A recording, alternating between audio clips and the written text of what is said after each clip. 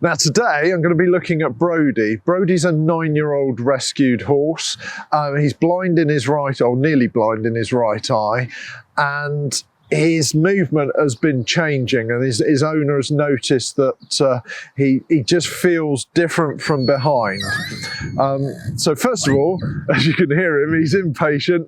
We're going to watch him move. So we'll watch him walking up and down, trotting up and down, turning in circles and going backwards. So let's have a look at him moving. First of all, we want to see him in walk, and I want to see his head position, his bum, what the legs are doing. Now you notice he just bends very slightly more and drops more to the left, and the feet behind are quite wide, and there's a slight dishing of the feet, so what we call a horizontal arc of movement. When he turns and comes back, we want to see how he turns, and then so it's quite stiff. You look, he just turns on his forehand there, and he's quite stompy in front, so he's tipping over the front legs, and the head carriage is low, and he just pokes the nose out a little bit, but you'll see he has to lift his head every time he's moving those front legs, which is telling me he's putting too much weight through the front end. And we just watch that one more time. Again, as he turns on the shoulder, he doesn't bend round. And you just look, he's quite stiff. That's quite a stiff, stompy action. Even the hind legs themselves, they're not flexing nicely. That's great, and back again.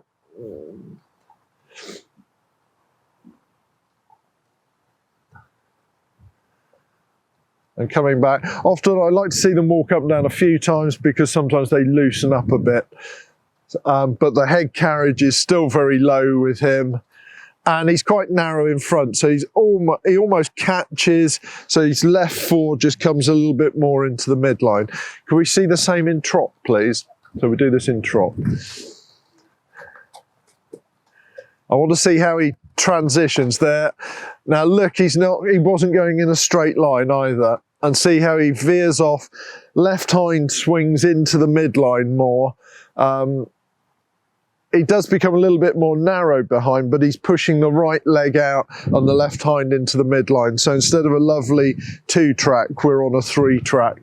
And you can see it more as he comes towards us, that he's going more in a diagonal. He's flicking his head around, and he's very short in front. He's not striding out.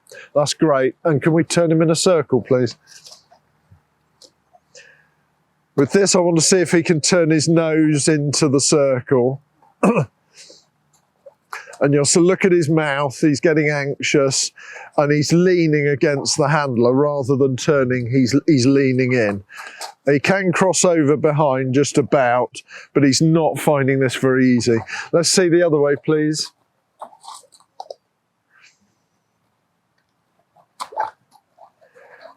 And you'll see he finds this easier. Already he's bending in. And this is because he was already bending to the left when he was going in a straight line. It's not perfect, but he's finding it easier than the other way. That's great. And then if we try, normally we'd do going backwards along we'd look from the side, but we'd do this from the diagonal just to sort of see. And he's fairly squared up. And then we'd just get him to go backwards.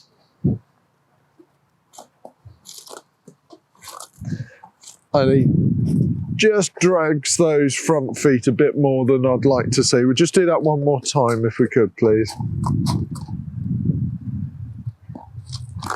There you go. Yeah, and you can hear it. He's dragging the toes. He doesn't lift his feet. Okay, that's great. And he does want to bend a bit more to the left. That's brilliant. So now we've seen him move, what I want to do is get my hands on and feel what the tissues are like, how all of the muscle chains balance up, and then we'll do some treatment as well. Okay, so now we've seen Brody move, what I want to do is treat him. And I like to start around the shoulder because it's a nice, safe area for us to work.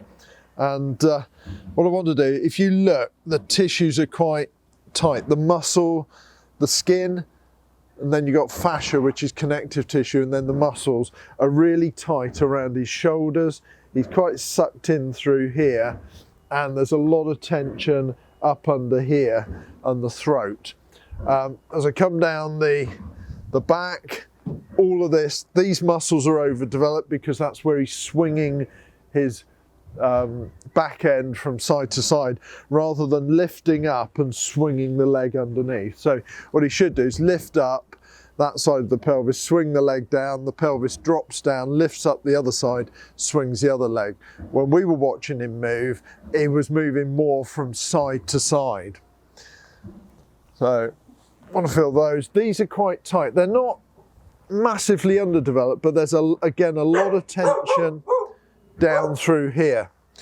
This is a working clinic, so we got a dog bark in there, we've got some farm machinery going, and we've got another horse that is wanting attention in the next stall. So this is what the reality of real clinics are like, that you have to just get on with things with everything else going on around you. An important area that is forgotten with horses and dogs and even humans is the tension that you can get around the throat and the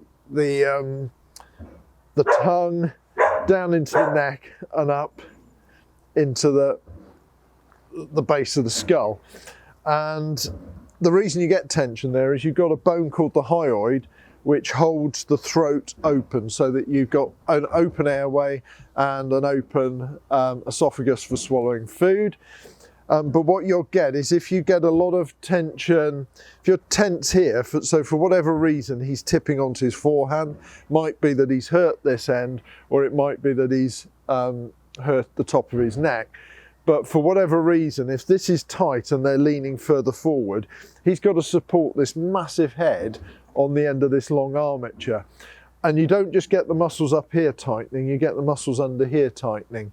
When they're pulling themselves along, instead of the shoulder blades swinging nicely like this, they start pulling themselves like so.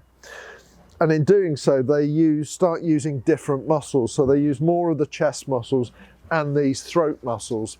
And this makes it really, really difficult for them to be able to move the top of their head properly. Now, I mentioned at the start that Brody is nearly blind in his right eye. That's going to mean that in order to see, he's going to do more using the left side of his face and his head. And as such, I've got to balance him up knowing that that's in place. There's no point in me trying to get him absolutely symmetrical, because that's only going to cause him trouble. So I'm going to start up here. It's a nice safe area. Sometimes they get very sensitive around the pole, and what I like to do is start up under here, because it's a much less, to them, invasive area. Even though the throat is an incredibly vulnerable area, most horses would prefer you going there than going up over the top of their head. And I'm literally just encouraging the muscles to relax and alter their resting state. And it's this resting state that is the most important thing. If the resting state of the body is correct, then it has the potential to move as a unit properly. If areas of the body are at altered resting states, then when you go to move, that movement is going to be asymmetric, it's going to be compromised, it's going to be different, and it means the horse is going to not move as it should. And that's all going to create problems elsewhere, because if the musculature isn't working properly, the nerves that also supply other parts of the body, the various organs, also supply these muscles. So if the nerve supply is altered to these muscles, then the nerve supply to the various organs is going to be altered as well. And you'll notice I'm moving around the horse. I'm not just staying in one area. And that's because this type of work is not prescriptive. You don't just do A, B, C, D, E. What you do is you feel your way through and you feel what the horse is telling you it needs. Because no part of the body works in isolation. And as such, we need to be able to work through entire muscle chains and just get the horse to be able to adjust and reset the resting state of entire muscle chains. So it's like a very slow domino effect where I've started releasing at one end and then I'm working my way through. All of it is interconnected, none of it is working in isolation.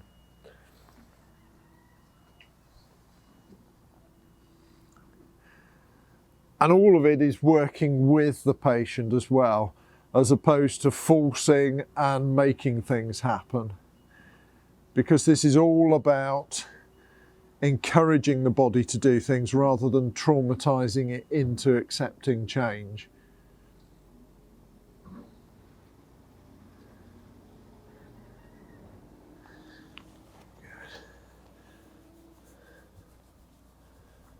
Yeah, you're enjoying that, aren't you? And it's always useful to use a positive reinforcement thing, so either salt licks, things like that, mineral licks are brilliant to use when we're treating. It's giving the horse something it needs, and it's also just telling it that this is actually a nice process, that we're not going to do anything horrible.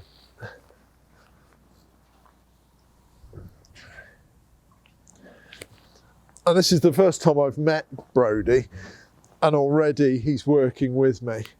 So you can see he's resting this leg as I'm working on him.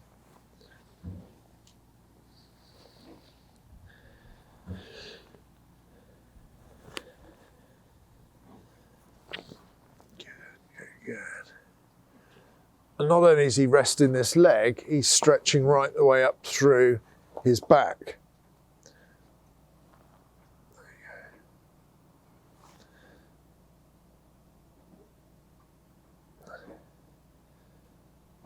And a lot of this is a game of patience. So you just work away, and then you wait for the gentle release. And it's all quite subtle if things are going correctly. Good man. And you can just see he turned there because I was doing something. Just the angle that I was working was just slightly different to what he wanted, and he was just turning to let me know. So again, all the time I'm working on him, I'm reading his body language.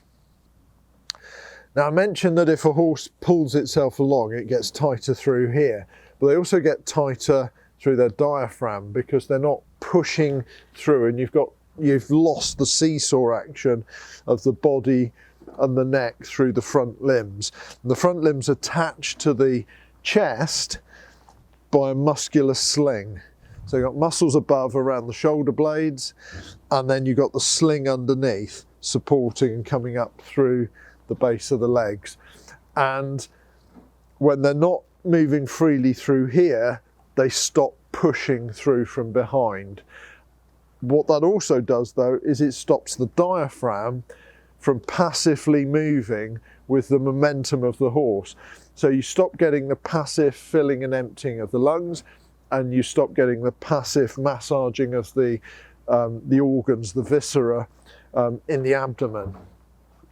And this is why it's so important for sort of just general, even for general maintenance of your horse, to ensure that all of these areas are moving as best as they can, because you're not just looking at how the horse moves, you're also thinking about what is the overall health of this individual. I keep coming back to the tail because we are tighter through the, effectively the top line on the left.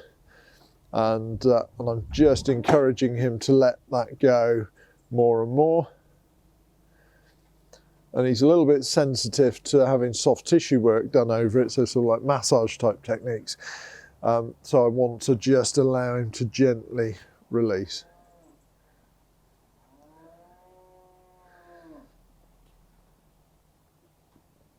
Good, good, good. It's going to take quite a pull, I think.